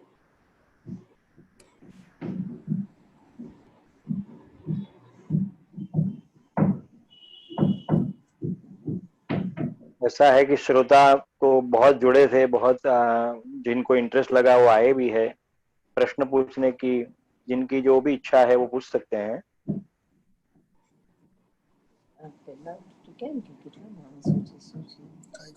और कौन है? मनक्तल जी है, मनक्तल जिनको मैं रिक्वेस्ट भेजा है, आप बोल सकते हैं सर जी। यहाँ आशा जी भी दिखते हैं मुझे। हाँ हाँ। आचार्य जी प्रणाम। प्रणाम। अच्छा, हमें ये कहा गया है कि 84 लाख जोनी के बाद हमें ये मनुष्य जन्म मिला है, तो मौत के बाद क्या उसके बाद भी हमें मनुष्य जन्म मिलेगा कि कौन सा जन्म मिलेगा हमें? भगवान जी और ने तो दूसरा कहा है। प्रश्न ये है, दूसरा ये है, मैं साथ में पूछ लेता हूँ। 84 लाख जन्मों के बाद मिला, पर हमें एक भी जन्म का कुछ ध्यान ही नहीं रहता, ऐसे कैसे? मेरे को ये समझ में नहीं आई बात। बहुत अच्छी बात है। हमारे यहाँ शास्त्रों में ये जो 84 योनि की बात कही है, लेकिन ये 84 लक्ष जो योनि है ना, वो अलग अलग प्रकार की है। लेकिन मनुष्य अवतार जो होता है ना अपना, वो अंतिम अवतार है। मनुष्य उन योनियों में से गुजर करके आया हुआ है। इसलिए आपको अगर भगवान जी की भक्ति के द्वारा, और भगवान ने तो कहा है कि जन्म तो होता ही है, भगवान ने कहा जन्म तो होता ही है, लेकिन कर्म के अनुसार मैं उनको जन्म देता हूँ। मैंने पाप और पुण्य की बातें बताई है, ज्ञान की भक्ति की बातें बताई हैं। आपको ये शरीर दिया है 100 साल का, उस 100 साल के शरीर में केवल इंद्रियों के तर्पण के लिए आपने अगर समय गंवा दिया है, तो आपको जो अवतार मिलेगा, जो आप पुनर्अवतार में प्राप्त होंगे, वो किस प्रकार में जाएंगे आपको पता नहीं, क्योंकि वो यहाँ तो श्रेष्ठ अवतार मिला है आपको, लेकिन उसमें वो आप नीचे गिर सकते हैं। तो मतलब कहने का तात्पर्य है कि चतुष्षष्टि जो 84 जो हमारी लक्ष्य योनियों की बात है, उसमें से सर्वश्रेष्ठ मनुष्य का अवतार है। और मनुष्य के अवतार को मनुष्य ही केवल भगवान श्री कृष्ण चंद्र परमात्मा या भक्तियों का गान, उनकी भक्ति, ये सब प्राप्त कर सकता है। और उससे छूटने की बात भी बताई है भगवान ने, ऐसा नहीं कहा है। भगवान ने तो भगवत गीता में ऐसा कहा है कि मैं तो मोक्ष प्रदान कर देता हूँ, उसको फिर वापिस आने की जरूरत भी नहीं पड़ती है। तो वो श्लोक आप पढ़ेंगे तब पता चलेगा आपको भगवत गीता जी का। भक्त न मे भक्त प्रणश्यति, और उन्होंने कहा है कि मैं अपने इस भक्त को मेरे ही आनंद में, मेरे ही स्वरूप में उसको स्वीकार कर लेता हूं, तो फिर वापिस आने की बात ही नहीं होती है। लेकिन इसके लिए आपको तैयारी करनी पड़ती है, ध्यान करना पड़ता है, भक्ति करनी पड़ती है। तो ये सब हम अगर करते रहेंगे तो आप योग भ्रष्ट भी हो जाएंगे, तो भी भगवान आपको शुचिनाम श्रीमताम गेहे योग भ्रष्ट अभिजायते, भगवान की भक्ति करते करते करते हुए अगर आपका शरीर छूट भी गया, तो आपको भगवान कहते हैं कि मैं उसको योग भ्रष्ट मानता हूं, और उसको शुचिना मतलब पवित्र घर में, कोई अच्छे महापुरुष के घर में, जो भक्त हृदय होते हैं उनके घर में उनको जन्म दे देता हूं। तो आपका जन्म तो उसमें भी हो सकता है, तो आपको उसमें चिंता करने की जरूरत नहीं है। ये बात। ओके सर, शुक्रिया, बहुत बहुत शुक्रिया जी। अच्छा, एक और प्रश्न का जवाब था, एक और जो मेरा प्रश्न कि पिछले जितने जन्म है हमको कोई जन्म याद नहीं रहता, ऐसे क्यों है? भगवान जी को याद है और अर्जुन को याद है, क्योंकि आपको अगर याद रहता तो आप एक क्षण भी नहीं जिंदा रह सकते। Oh my God. आपको स्मृति में हो जाए पूरे जो आपका जो पास्ट टेंस है पूरा आपके सामने अगर आ जाए, तो आप आप जिंदा नहीं रह सकते। क्योंकि आपकी जो कर्म है, वो कर्म इतने बुरे होंगे या अच्छे होंगे, सही होंगे, और आपने पूरा दृष्टि करेंगे पीछे जाकर के, तो आप वो तो नहीं सह पाएंगे। इसलिए भगवान कहते हैं कि मैं वो जो नहीं है वो सही है, जो प्राप्त करना है वही प्राप्त करो, अन्यथा प्राप्त करने का प्रयत्न करना नहीं चाहिए व्यक्ति को। ओके। हाँ। ज्ञान चलो। विज्ञान नाशनम, भगवान ज्ञान और विज्ञान दोनों का नाश कर देते, अच्छी बात है। Thank you sir, thank you, शुक्रिया जी। जी जी जी। नेक्स्ट मैं भानु मैडम को रिक्वेस्ट करता हूँ अनम्यूट करने के लिए।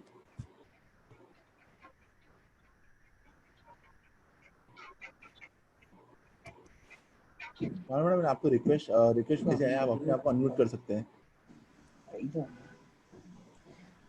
અરે પછી આપણે હરેશ મોદીને બોલવાનું કહેજો હા હા, અને સીબી મોદી હરેશ મોદી ને સીવી મોદી ને, ઠીક છે। અને સીબી મોદી હા, હર્ષદ ત્રિવેદી મેડમ તમને હું રિક્વેસ્ટ મોકલું છું।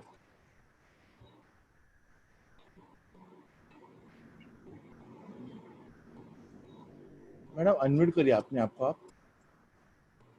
आप बोल सकते हैं। आप आपका आवाज नहीं आ रहा मैडम, आप अपना हेडफोन निकल के बात कर सकती है। बहुत से सज्जन मुझे यहाँ श्रोता दिखाई दे रहे हैं। हाँ जी, बोलिए मैडम। हाँ, मेरा आवाज आ रहा है? आ रहा है मैडम, आ रहा है। अच्छा, गुरु जी नमस्ते, जय श्री कृष्ण। जय श्री कृष्ण। मुझे एक सवाल बहुत मीन्स के एक सवाल मेरे मन में आ रहा है। मैं हूँ ब्राह्मीण, फिर हमारे में ऐसा बोलते हैं ब्राह्मीण में कि अपना इष्ट देव महादेव रहता है। बचपन से मैं बचपन से विष्णु सहस्त्र नाम करती हूँ। हाँ हाँ। तो मुझे समझ में नहीं आता है कि, और विष्णु सहस्त्र नाम में मैं श्लोक में करती हूँ, वो विश्व विष्णु वर्षत्कारो, मैं वो 1000 जो शब्द है वो नहीं करती हूँ। तो मुझे क्या करना चाहिए? मुझे बहुत ये सवाल बहुत वो कर रहा है। ये तो बात सही है कि प्रत्येक जीव को इस प्रकार की बातें रहती है। भगवान शिव और हरि और हर दोनों अलग नहीं है वास्तव में, लेकिन हाँ। कार्य के कारण उनको अलग होना पड़ता है।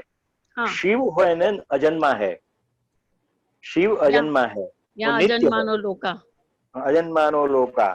तो वो कहते हैं कि मेरा न जन्म है न मेरी मृत्यु है, हाँ, न मेरा कोई गुरु है न मेरा कोई शिष्य है। तो भगवान शिव जो है ना, वो भी आराधना तो भगवान कृष्ण की करते हैं, हरि की उपासना करते हैं। हाँ। वो उनको रामचंद्र जी की और उपासना करते हैं। तो आप जो देखेंगे कि इतने महान देवता और महान आपकी मैं पूजा करता हूँ, आप तो उनका ध्यान कर रहे हैं, आपको ऐसा लगेगा। लेकिन शिव जी की उपासना करना अच्छी बात है, क्योंकि वो बहुत जल्दी प्रसन्न होते हैं और आपकी जो कामना श्री कृष्ण के प्रति रहेगी तो उसको वो आगे बढ़ाएंगे। कृष्ण जी की सेवा मत करो ऐसा नहीं कहेंगे वो, क्योंकि वो कहता है मैं जिसका ध्यान करता हूँ ना, वही तो ये मेरी भक्त कर रही है, तो फिर अच्छी बात है कि नहीं। हाँ। तो इसमें आप कोई भेद मत समझिए, क्योंकि लीलाओं के करने के लिए भगवान अलग अलग स्वरूप धारण करते हैं। और देवताओं के स्वरूप में भगवान श्री कृष्ण ने कहा है, मैंने आपको पहले प्रवचन में भी बताया कि ये सब देवतागण है और देवतागण मेरे ही तो अंश कला है। तो आप अंश जी को छोड़ करके अंश को अगर पूजा करते हैं तो भी वो मेरी ही पूजा है। हाँ। तो ब्राह्मण देवता जो होते हैं वो शिव के उपासक होते हैं, सही बात है, और उनके द्वारा ही वो परम तत्व को प्राप्त करने की कोशिश करते हैं। और एक बचपन से मुझे है ना कृष्ण में ही ज्यादा वो है भाव आता है। मैं खुद वडनगर की हूँ, हमारा इष्ट देव हाटकेश्वर महादेव है। फिर भी मैं वहां शाम को दर्शन के लिए आरती में जाती थी, लेकिन पहले से जाती थी, वो मेरा एक रूटीन था। लेकिन मेरे को भाव पहले से मुझे कृष्ण पे ही आता है, और मेरा अंदर मन है ना श्री कृष्ण शरणम नहीं बोलता है, ओम नमो भगवती वासुदेव बोलता है। तो मुझे कभी कभी ऐसा होता है कि मुझे क्या करना चाहिए। अरे आपको ये जो हो रहा है वो अच्छी बात है, कंफ्यूजन है। कंफ्यूजन मत रहिए, क्योंकि संशयात्मा भगवान ने कहा कि संशयात्मा नहीं होना चाहिए व्यक्ति को। जहां आपका मन लग जाए वहां आप उसकी सेवा पूजा अर्चना या वंदना या स्मरण किया करो, वो आपके पास ही रहेंगे। मैंने कहा ना अभी अभी जो दोहे आपको अंत में सुनाए कि नहीं, मोसो कहाँ डूबे रे बंदे, मैं तो तेरे पास हूँ, ना मैं मंदिर ना मैं मस्जिद ना मैं गिरजाधर में हूँ, ना मैं व्रत में न मैं तप में, मैं तो मेरे तेरे पास हूँ। तो परमेश्वर तो कहते हैं आखिर में कि ये तो सब इस प्रकार की जो सेवा जो करते हैं मंदिर में जाना, ये अच्छी बात है। लेकिन अगर वो छूट भी जाए तो आपको इसका घबराने की जरूरत नहीं है, क्योंकि परमेश्वर अंश आपको मिल जाता है। Okay, thank you. जय श्री कृष्ण। जय श्री कृष्ण। और कोई?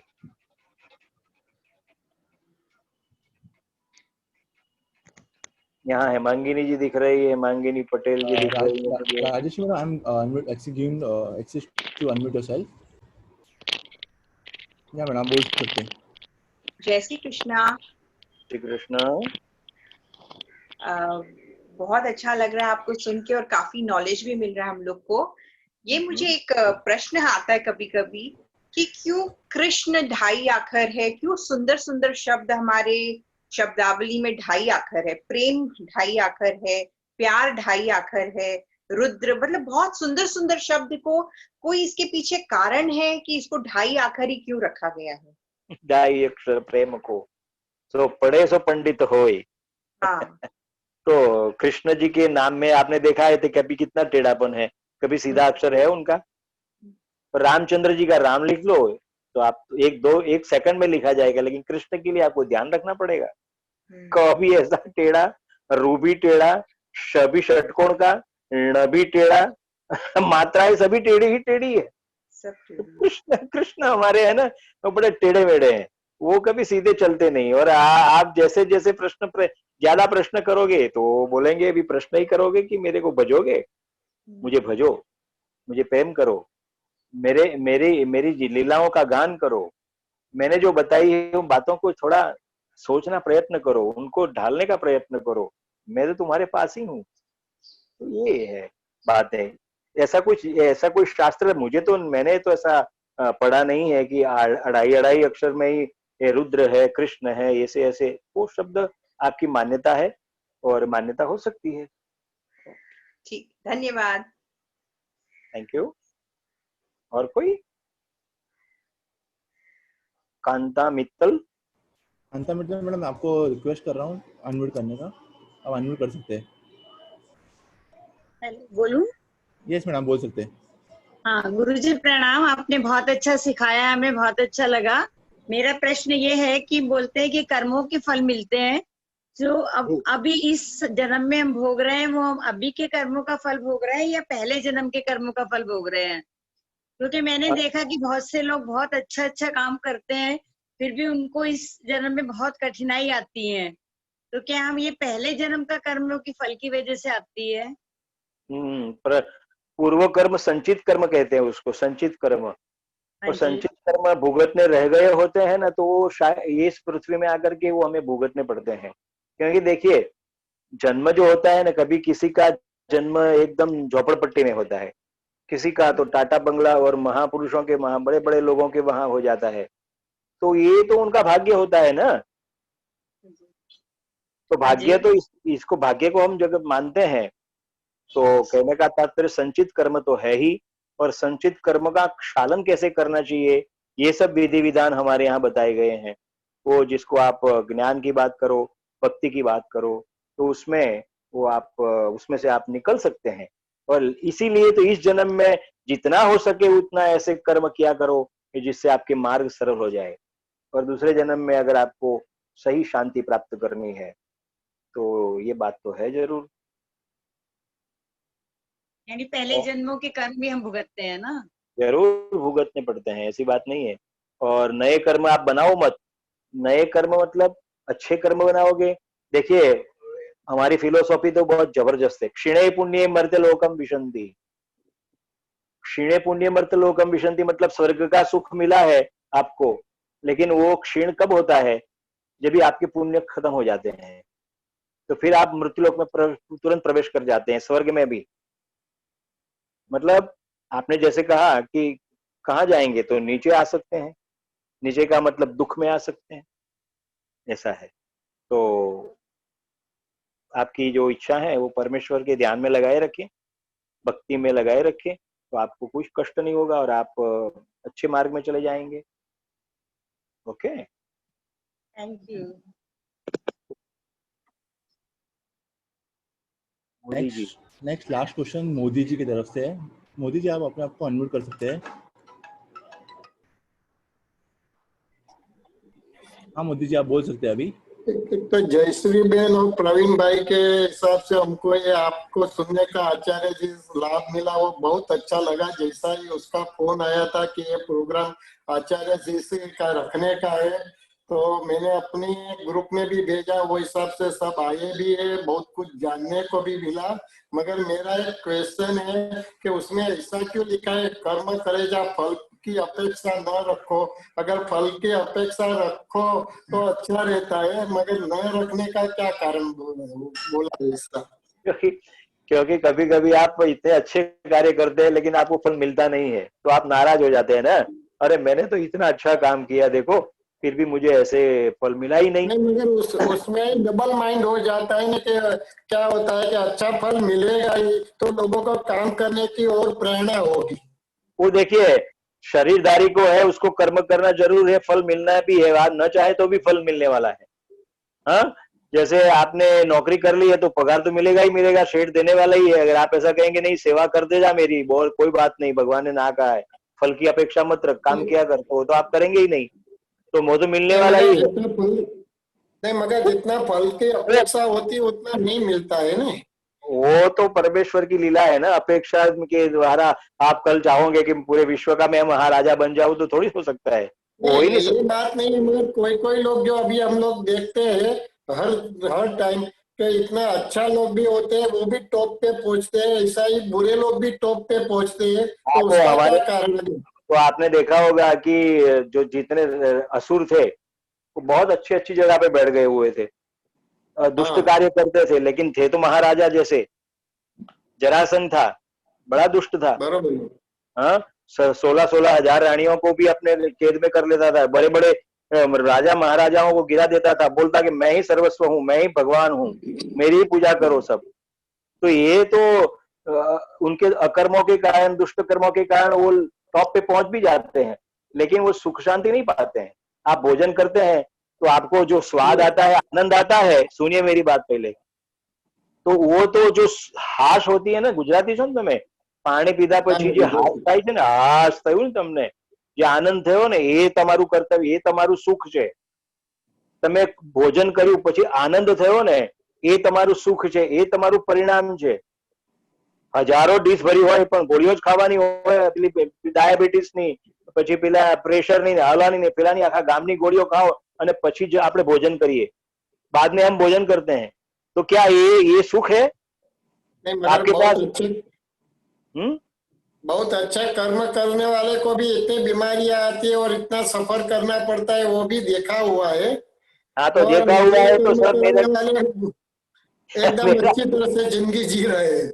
हाँ, तो भी देखो झोपड़पट्टी में लोग हैं ना, उनको कुछ नहीं होता है कभी कभी, लेकिन जो बड़े बड़े महलों में बैठे होते हैं ना, वो चिंता करते रहते हैं पूरे अपने सौंदर्य की, अपने जो प्राप्त किया है उसकी चिंता में लगे रहते हैं 24 घंटा कि कहीं छीन न जाए मेरे से।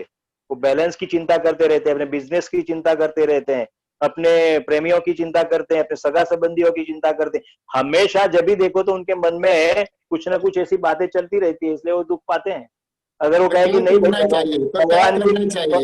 भगवान ने हम उनकी कृपा से हमें प्राप्त हुआ है, उस कृपा को हम मान ले, उनकी लीलाओं ने जो दिया है वो उनका उपभोग करे, आनंद करे और परमेश्वर का हम नाम ले। कृष्ण तो यही तो कृष्ण जी ने बताया है।